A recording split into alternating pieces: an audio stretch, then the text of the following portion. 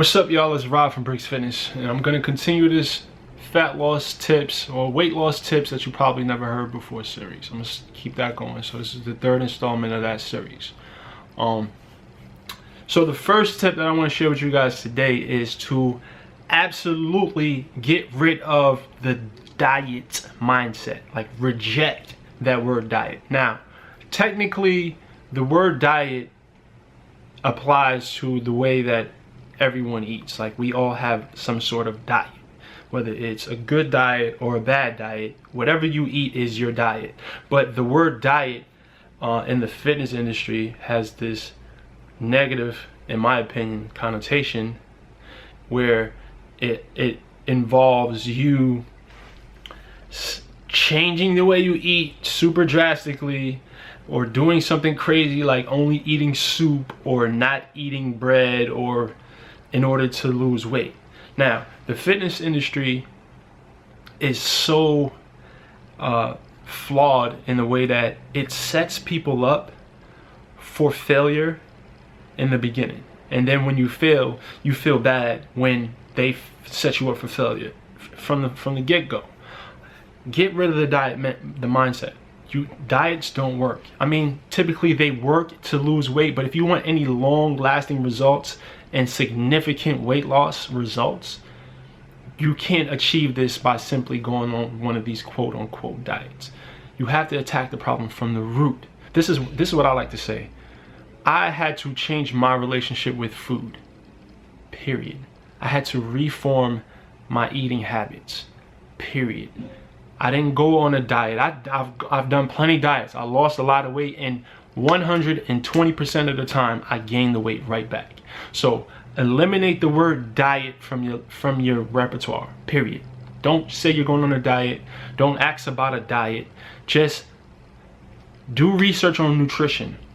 Become an expert on nutrition. Read every book. Figure out what works for you, and eventually you'll find a diet or a way of eating, or you'll develop eating habits that will either get you closer to your goals, or that will have you, you'll find a way to maintain your weight. You'll be able to manipulate, you'll be able to eat based on whatever your particular goals are at the time, instead of going on crash diets and failing every time. Tip number 2, get rid of timelines. They're bad news.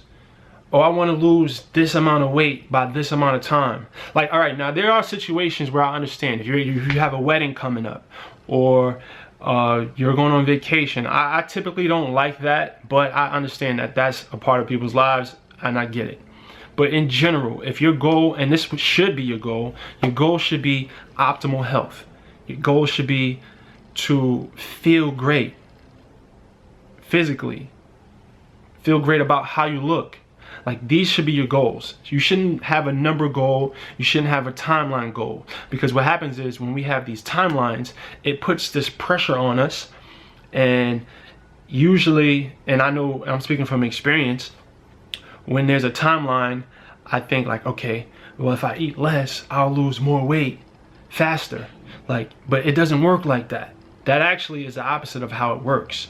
But that's a whole nother video. So get rid of timelines. Just take your time. Understand that look at it as a project for the rest of your life. You have the rest of your life to achieve whatever this goal is. And it's way better to get an inch closer every single day than to take 3-foot steps every day to ultimately stop and take steps backwards. I'd rather take an inch step every day consistently over the course of years, 2 years, 3 years, 4 years. That you'll see way better results that way. And if you take your time, you'll be able to slowly develop new habits that will allow you to sustain these results once you get them. So get rid of timelines. They're bad news. Tip number 3, honor your hunger.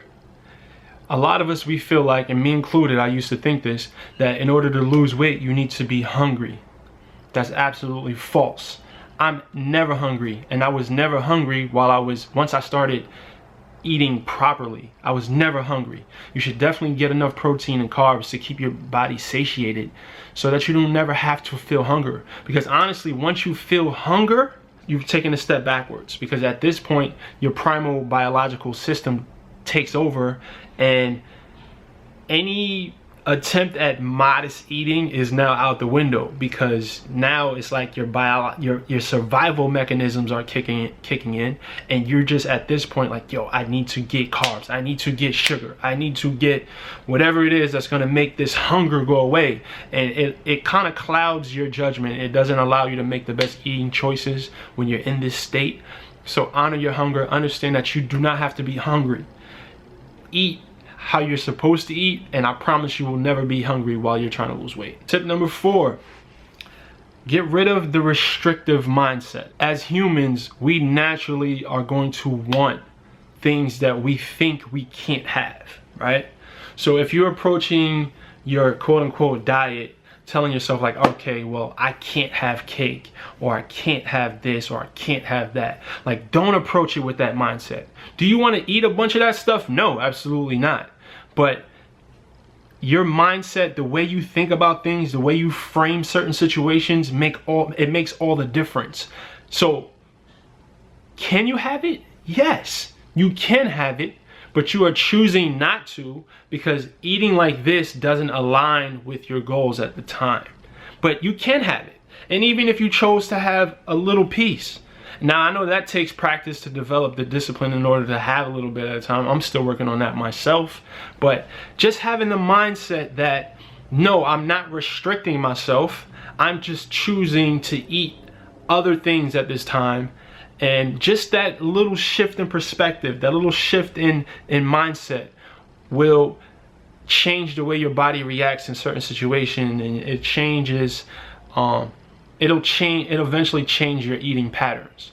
Tip number 5, think of your body as a very complex, delicate machine, right?